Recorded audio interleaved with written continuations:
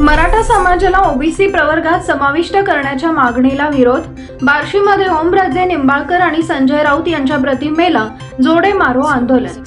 मराठा समाजाला ओबीसी प्रवर्गात समाविष्ट करण्याच्या मागणीसाठी मनोज जरांगे पाटील यांच्या नेतृत्वाखाली मराठा समाज पोट तिडकीने आंदोलन करत आहे।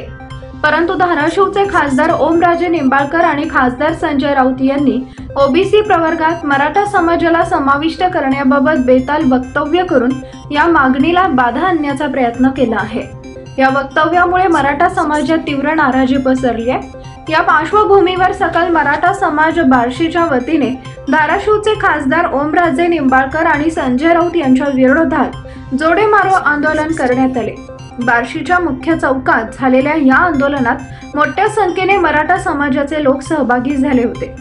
आंदोलकांनी दोन्ही खासदारांच्या प्रतिमांना जोड्याने मारत आपल्या संतापाचं प्रदर्शन केले। आंदोलनादरम्यान पोलीस बंदोबस्तही वाढवण्यात आला होता, परंतु आंदोलन शांततेत पार पडले।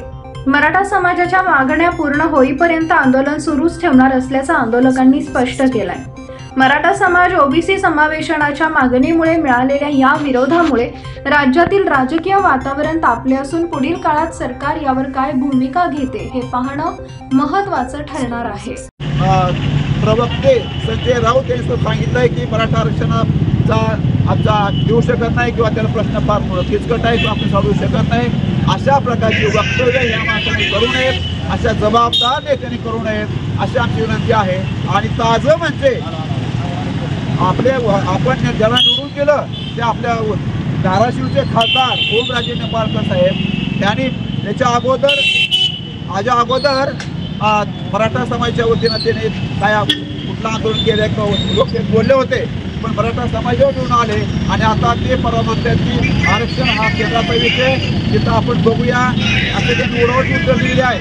त्याच्यामुळे आपण प्रामुख्यानं आपले खासदार जे आहेत ओमराजे निंबाळकर यांचा जाहीर निषेध करत आहोत आणि त्यांचं जे वक्तव्य आहे, त्यांचं जे वर्तणूक आहे, त्याचा निषेध म्हणून आपण त्यांच्या प्रतिमेला जोडा आता मारायचा आहे। त्याच्यामुळं आपण पुन्हा एकदा खासदार ओमराजे निंबाळकर यांचा